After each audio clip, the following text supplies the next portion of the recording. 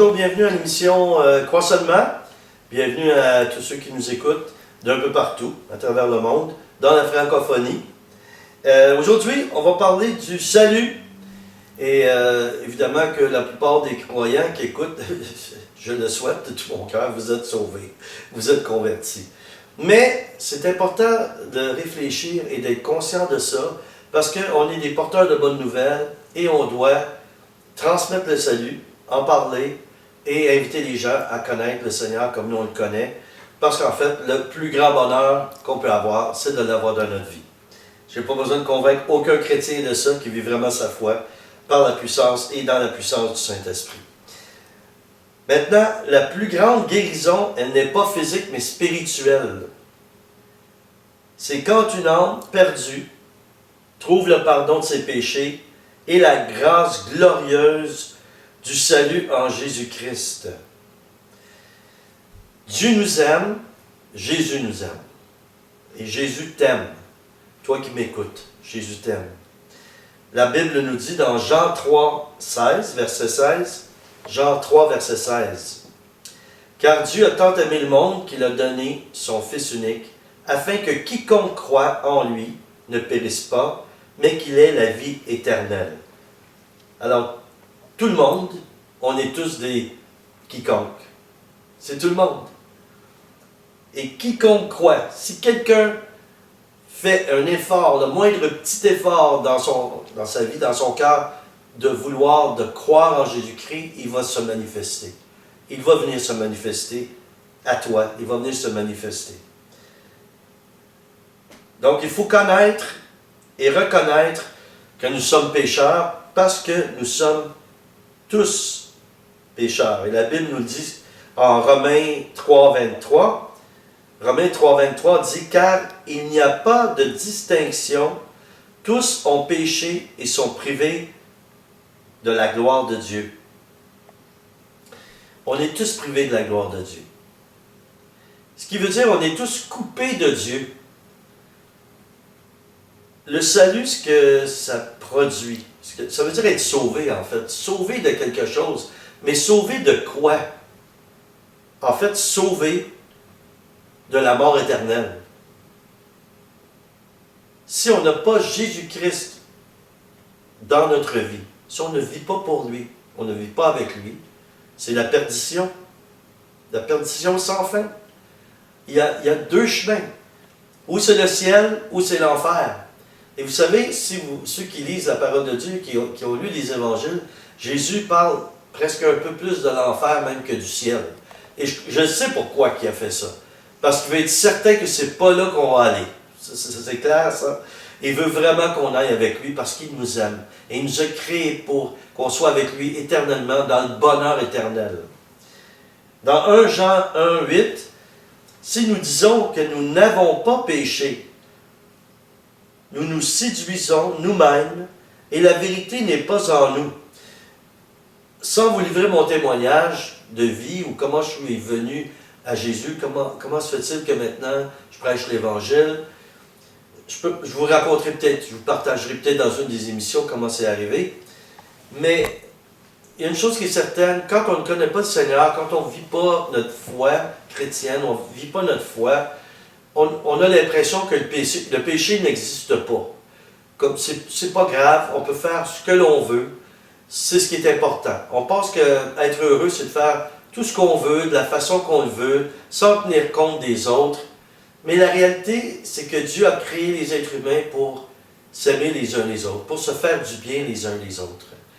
Et même, on voit ça dans le monde séculier, même ceux qui ne veulent pas revendiquer ou ceux qui ne veulent pas dire qu'ils ont la foi, ils sont chrétiens, mais ils sont dans des mouvements sociaux qui aident, ils sont d'accord à faire le bien, ils veulent faire le bien. Il y a une raison pourquoi. Parce que la parole de Dieu nous dit que l'homme en soi, il est mauvais. Mais Dieu, lui, il vient, puis il vient nous sauver de ce qui est mauvais. Il vient nous libérer de ce qui est mauvais. Même avec Jésus dans notre vie, même avec le Seigneur comme chrétien dans notre vie, et en suivant la parole de Dieu, vraiment par l'Esprit, avec notre cœur, et essayer de l'appliquer au quotidien et dans la réalité, d'être équilibré, d'être incarné dans notre foi. On n'est pas parfait. On est pécheur, on demeure pécheur jusqu'à la mort. Mais par contre, lorsqu'on meurt, on est libéré de tous les péchés.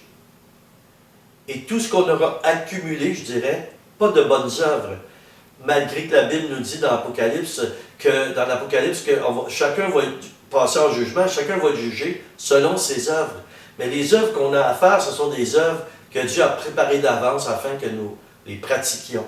Donc chacun de nous, chaque croyant, a une mission et reçoit de Dieu une vision et doit appliquer et trouver le moyen, selon le plan de Dieu, de faire le bien et de répandre l'amour comme Jésus a répandu l'amour. Sous différentes formes. Sous différentes formes. Et ce que je veux dire par là, c'est donner de différentes choses, même matériel, donner du matériel à aider à des gens qui sont moins nantis que nous, qui sont dans des situations difficiles, ou de donner du temps, écouter des gens qui souffrent, des gens qui traversent la dépression, quelqu'un qui perd un emploi, quelqu'un qui vient d'avoir un mauvais résultat, médical. Et là, on prend du temps pour les écouter. Si on est chrétien, on prie avec eux. Donc, il y a plein d'aspects comme ça. Et moi, auparavant, dans ce que je vous partageais à propos de mon témoignage de vie, j'étais dans le show business. Et dans le show business, c'était la drogue, l'alcool, comme on dit, les Américains disent, drugs, sex, rock and roll. Ça dit tout. Alors, j'étais là-dedans. Et selon moi, je ne faisais pas vraiment de mal. J'étais beaucoup plus souvent la victime de ceux qui me faisaient du mal. Mais ça, c'était faux aussi. Ce n'était pas la vérité. On fait du mal parfois, même sans s'en rendre compte. Et l'apôtre Paul a dit ça aussi. Je ne fais pas le bien que je voudrais faire, je fais le mal que je ne voudrais pas faire. Je le paraphrase un peu. C'est pas exactement le verset comme ça, mais vous comprenez l'idée. Un autre point par rapport au salut, c'est que Dieu nous dit quel est le résultat du péché. Dans Romains 6, 23. Car le salaire du péché, c'est la mort. Mais le don gratuit de Dieu, c'est la vie éternelle en Christ Jésus, notre Seigneur. C'est la vie éternelle en Jésus-Christ, notre Sauveur et Seigneur. Donc, voilà. Quand on a Dieu, qu'on reçoit dans notre cœur, Jésus-Christ le Sauveur, c'est en fait Dieu le Père qui s'est incarné, qui est venu en homme, mais il est encore Dieu, mais encore en même temps homme pour expérimenter tout ce, en fait, l'humanité, le sens humain de ce qu'il avait créé, l'être humain.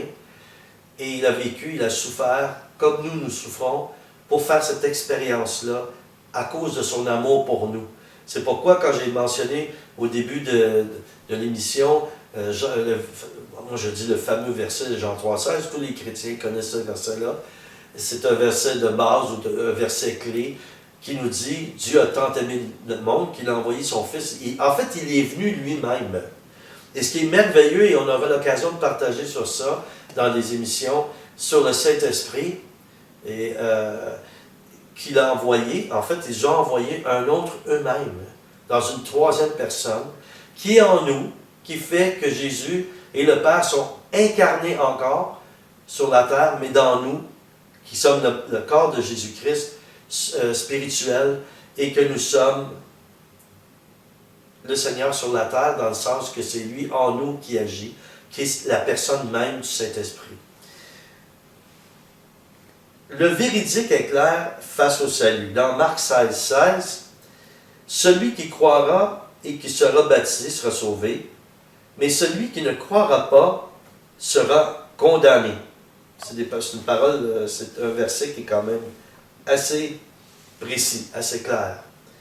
On peut avoir l'impression, ah, Dieu est dur, Dieu est sévère, mais non. En fait, ce sont des avertissements. Il nous a donné sa parole écrite et il nous parle aussi par sa parole est encore là, vivante en nous. Quand Jésus a été tenté au désert, quand le diable est venu, Jésus lui a répondu on ne se nourrit pas seulement de pain, mais de toute parole qui sort de la bouche de Dieu. Et il le dit au présent. Ce n'est pas au passé, mais au futur, qui sort. Ce qui veut dire que même aujourd'hui, par le Saint-Esprit, Dieu nous parle et sa parole sort de sa bouche et elle vient en nous. Jean 3, 17 déclare, Dieu en effet n'a pas envoyé son Fils dans le monde pour juger le monde, mais pour que le monde soit sauvé par lui. Donc, il est venu pour nous libérer du péché. Il est venu pour que... En fait, il veut qu'on soit heureux, qu'on ait le bonheur total, le bonheur au maximum qui est possible d'avoir sur cette terre, et après la mort, un bonheur qui dépasse tout entendement, qu'on ne peut pas connaître ici. Par contre, le ciel, ça commence sur la terre. Ça commence en toi. Le ciel, tu le portes en toi quand tu as l'Esprit Saint, parce que l'Esprit Saint, c'est la présence même de Dieu. Luc 19, 10. Car le Fils de l'homme est venu chercher et sauver ce qui était perdu. Dieu a un plan merveilleux pour nous, il a un plan merveilleux pour toi. Il ne veut pas que l'on se perde. 2 Pierre 3, 9 nous dit, « Le Seigneur ne tarde pas l'accomplissement de sa promesse, comme quelques-uns le pensent. Et il use de patience envers vous.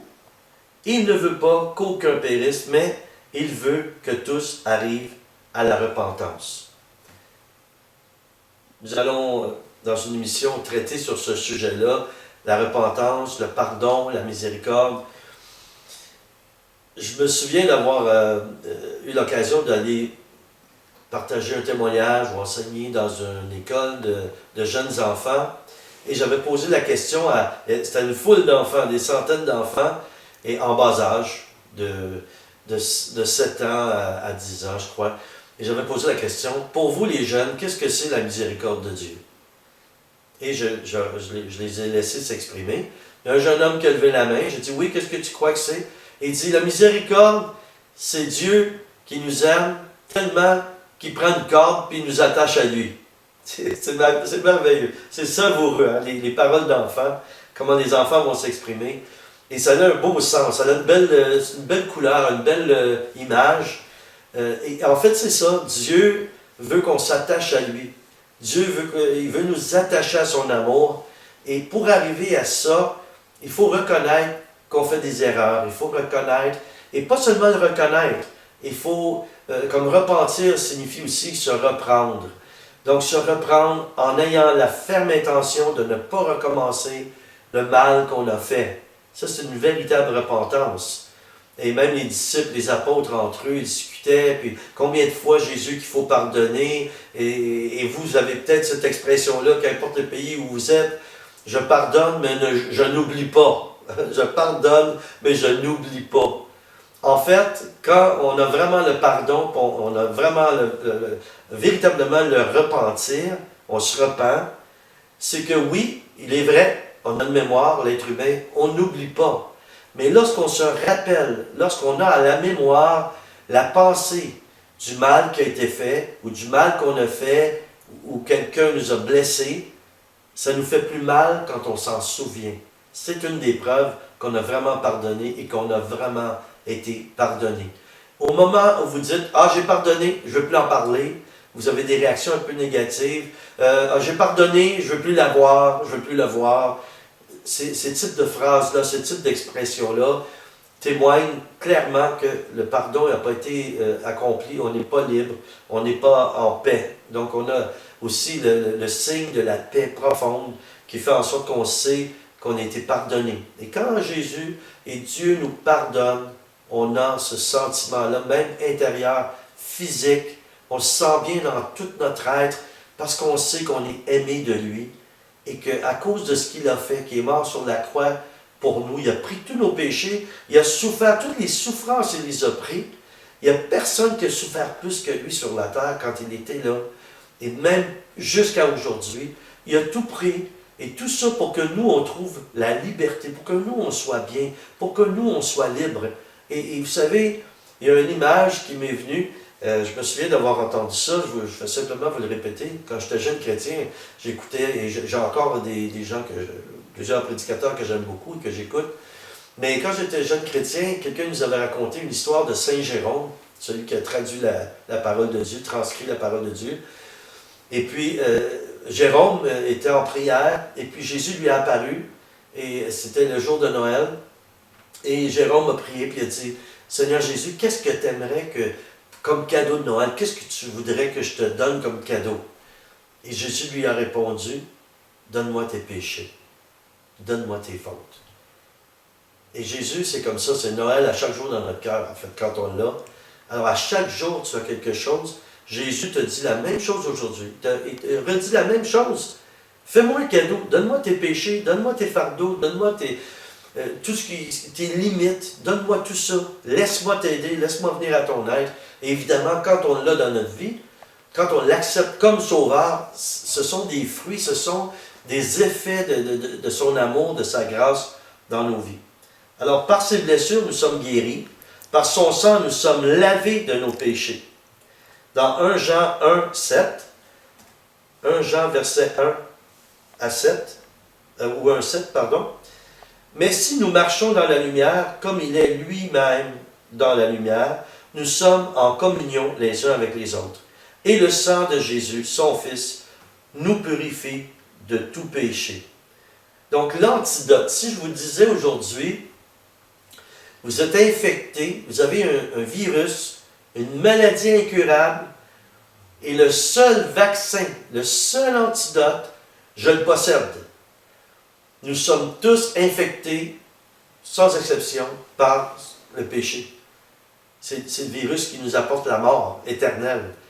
Et Jésus, lui, c'est lui l'antidote. Et de quelle façon il nous a apporté cette libération? C'est en versant son sang. C'est en donnant sa vie. Il a dit, personne ne prend ma vie, je la donne de moi-même. C'est volontaire, c'est un geste d'amour. Il a dit, tu veux être bien, tu veux être heureux, tu veux que ta vie change. J'ai versé mon sang. Tu as une maladie incurable, tu vas mourir.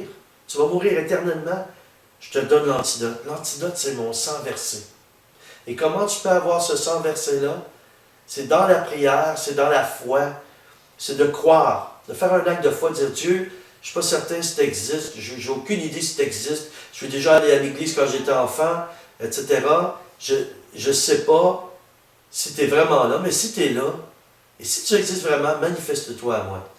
Viens me laver par ton sang. Viens faire cette œuvre-là que le pasteur Daniel, je l'ai entendu dire ça. Je ne sais pas si c'est vrai, mais dans la vie que je vis en ce moment, ma vie, je ne suis pas bien.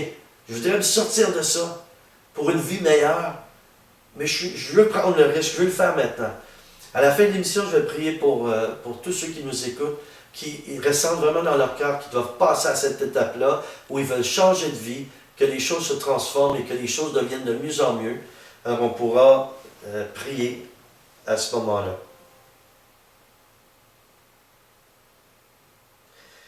Dieu donne le salut par la foi, donc il faut croire. Jean 3,16 a dit, comme je l'ai lu précédemment, car Dieu a tant aimé le monde qu'il a donné son Fils unique afin que quiconque croit en lui ne périsse pas, mais qu'il ait la vie éternelle.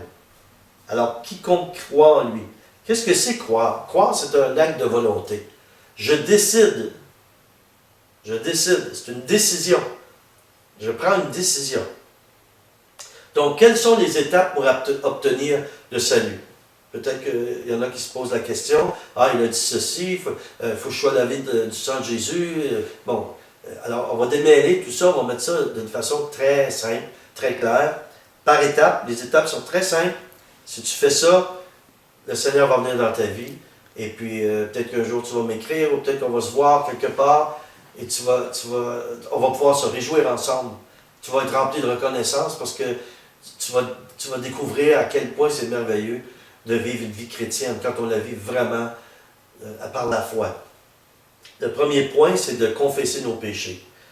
Donc, je vais simplement mentionner les versets, je ne les lirai pas tous, mais un verset qui correspond à confesser nos péchés, c'est dans 1 Jean 1,9. Ça nous dit si nous confessons nos péchés, etc. On va peut-être voir à l'écran le verset apparaître.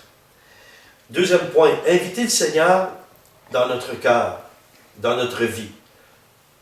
Dans Apocalypse 3,20, ça dit, voici, je me tiens à la porte et je frappe, etc. Et là, c'est que Dieu vient, c'est lui qui vient. Dieu attend qu'on fasse un acte de foi simplement en disant, OK, je vais essayer de croire, ou je veux faire un acte de foi. bon, ok, je crois. Dieu, si tu es là, veux-tu répondre?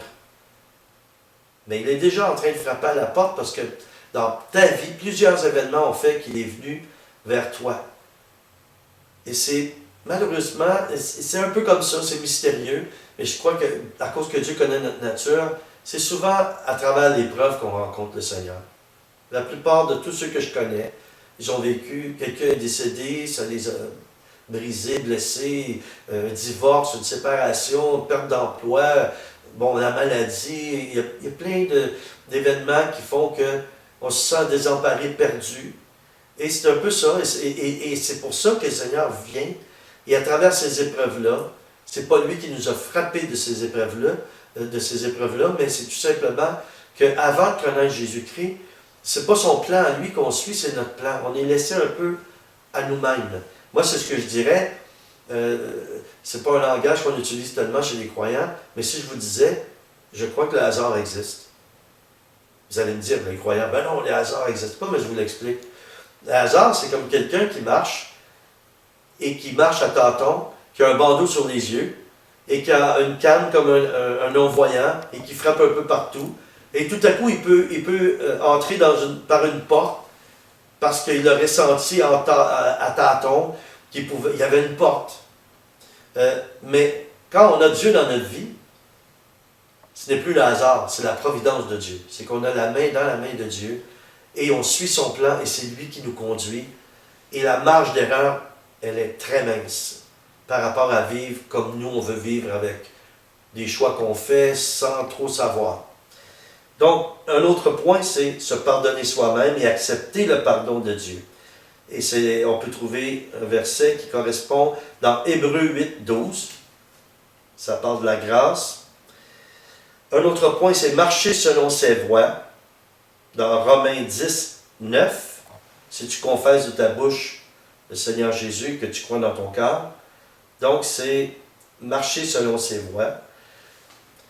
Par notre témoignage de vie et la joie de notre salut, c'est le témoignage qui fait en sorte que ça prouve, oui, j'ai Jésus dans ma vie. Romains 15, 13, que le Seigneur, que le Dieu de l'espérance vous remplisse de toute joie et de toute paix, c'est un fruit de l'esprit, c'est un fruit. J'ai Dieu dans ma vie, je suis heureux, je suis joyeux. Je n'ai pas besoin de le manifester dans le sens de dire « Ah, je suis heureux, je suis bien ». Ça se voit, ça se ressent quand quelqu'un est bien. Je termine l'émission en vous invitant, après les quelques publicités qu'on va voir, je vous invite à prier. Et vous aurez seulement à répéter après moi cette prière. Et Jésus va venir dans votre vie, dans votre cœur. S'il y a des croyants qui connaissent déjà Jésus, vous pouvez la faire aussi dans votre cœur pour renouer ou raviver votre alliance avec lui. Parfois, on s'égare un petit peu, on s'écarte de lui un peu involontairement à travers différents événements. Mais saisissez cette occasion en ce moment, quand je prierai, que simplement la refaire cette prière-là avec votre cœur pour renouer les liens et votre communion avec le Seigneur.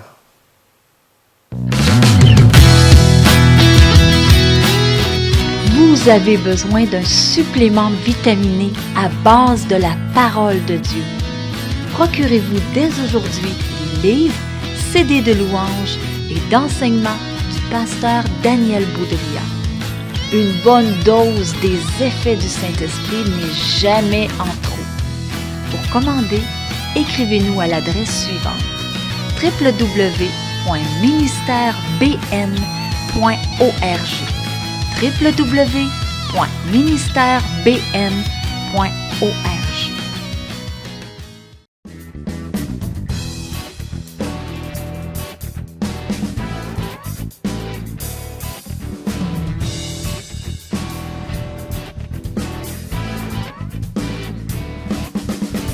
Vous aimeriez m'inviter à votre groupe de prière, votre assemblée ou pour un événement spécial? Veuillez communiquer avec moi à l'adresse suivante: danielboudria@ministerbn.org. N'oubliez pas, agir par la foi active la foi.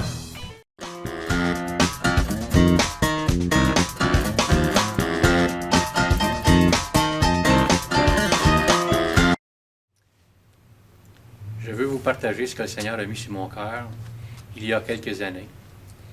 J'ai eu un rêve et même durant ce rêve, Dieu m'a montré 2 horloges.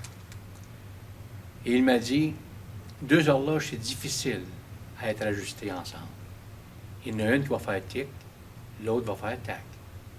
Mais ce que le Seigneur veut vraiment, c'est que les 2 horloges soient vraiment appointées ensemble et de faire le tic et le tac ensemble. Ce qu'il voulait me dire, c'est que, es-tu en temps avec moi? Ton cœur bat-tu au même rythme que le mien? Est-ce que tu connais vraiment ce que je suis en train de préparer pour la fin des temps? Vous savez, frères et sœurs, il faut scruter la parole de Dieu. Dieu nous parle à travers sa parole et ce qu'il nous dit va arriver. Nous sommes à la fin des temps. Et à la fin des temps, il faut apprendre à s'approcher du Seigneur, à lire la parole et à la mettre dans le plus profond de notre cœur. C'est lui qui dirige nos pas. On peut avoir beaucoup de projets dans notre vie, mais c'est lui qui dirige nos pas pour ces projets-là. N'oubliez jamais de consulter le Seigneur lorsque vous allez vouloir faire quelque chose pour lui. La parole de Dieu dit, en vérité, je vous le dis, si le grain de blé qui est tombé en terre ne meurt, il reste seul. Il ne peut porter beaucoup de fruits. Il faut apprendre à mourir à nous-mêmes. Si on n'apprend pas à mourir à nous-mêmes, nous allons demeurer seuls. Et si vous prenez un grain de blé, le grain il est tout dans son entier. Mais si le grain ne brise pas, donc, il ne peut pas porter de fruits. Et cette brisure-là vient dans la terre, et lorsqu'il y a de la pression sur lui, et qu'il y a de l'humidité qui vient sur lui, le grain brise. Et lorsqu'il brise, il y a une pousse qui va sortir de la terre. Mais ce n'est pas encore fini. Il faut que ce fruit-là vienne à maturité. Il faut que le plant pousse. Il faut que les fleurs viennent sur le plant. Il faut que le fruit vienne sur le plant. Et il faut que le fruit aussi vienne à la maturité. Et ce que le Seigneur veut de nous, c'est que nous puissions venir à une maturité avec lui pour que nous puissions prêcher l'Évangile avec puissance et avec autorité et surtout avec son amour. Frères et sœurs, il y a beaucoup de gens dans le monde entier et même dans nos églises qui sont sous l'oppression, qui sont malades et qui ont besoin de guérison. Et la guérison n'est pas seulement physique, mais la guérison, elle peut être intérieure aussi. Et je peux vous dire une chose, que la maladie vient souvent parce que notre âme est malade. Mais Dieu veut restaurer notre âme. Et ce qu'il désire, c'est de la restaurer pour qu'on soit vraiment bien dans le plus profond de notre cœur, dans notre être entier. Ce que Dieu veut nous donner, c'est la vie, et il veut nous la donner en abondance. Et cette vie-là ne vient que par une seule personne. Et son nom, c'est Jésus-Christ, le roi des rois, le Seigneur des seigneurs. Il veut nous donner toute pleinement cette vie pour que nous puissions la donner à d'autres. J'ai reçu gratuitement, il faut que j'apprenne à donner maintenant, gratuitement. Je vous conseille, du plus profond de mon cœur, de vous approcher de Dieu, car lui va s'approcher de vous. Et si vous êtes en communion avec lui, jour après jour, il va vous changer de gloire en gloire, selon à l'image de son Fils Jésus-Christ. Jésus nous a dit, aimez-vous les uns les autres comme je vous ai aimés. Je le répète, aimez-vous les uns les autres comme je vous ai aimés. Et sans cet amour, nous ne pouvons rien faire pour l'humanité. Car Dieu a tant aimé le monde qu'il a donné son Fils unique, afin que quiconque croit en lui ne périsse point, mais qu'il ait la vie éternelle. Je le répète encore, Dieu est amour. Et si Dieu est amour, il faut que nous marchions dans le même amour que lui nous a donné à travers son Fils Jésus-Christ. Ce n'est pas le temps d'avoir des préjugés pour les personnes. Ce n'est pas le temps de juger les personnes non plus. C'est le temps de les aimer où ils sont. Jésus m'a aimé dans le passé, où j'étais. C'est pour ça que je l'ai connu en 1981 comme Sauveur et Seigneur de ma vie. J'étais fatigué de ma vie. J'étais fatigué de vivre de la même manière, dans la même routine. Et j'ai crié à Dieu un soir dans ma chambre, « Si tu existes, Dieu, fais quelque chose. » J'ai senti une présence venir sur moi. J'ai senti comme une huile chaude descendre sur moi. Et j'ai parti à pleurer. Et j'ai senti un amour profond qui est venu totalement sur moi, m'envahir. Et les fardeaux qui étaient sur mes épaules ont tous parti. C'est là que j'ai connu vraiment le Seigneur Jésus-Christ. Et je l'ai invité à venir vivre dans mon cœur. Et ce que je vous demande maintenant, à vous tous, prêchez l'Évangile. N'ayez pas peur de parler de Jésus. Aidez les gens qui sont alentour de vous. Ils cherchent seulement que cela. Ils cherchent une réponse à leurs problèmes. Et Christ, Jésus, est la réponse à tous les problèmes de l'humanité. Pourquoi sommes-nous en défaillance? C'est parce que nous avons laissé aller Jésus dans notre nation. Et on ne prie plus dans nos écoles. On ne parle plus de Jésus dans nos écoles. On n'enseigne plus Jésus dans nos familles. Et c'est comme si on l'avait abandonné.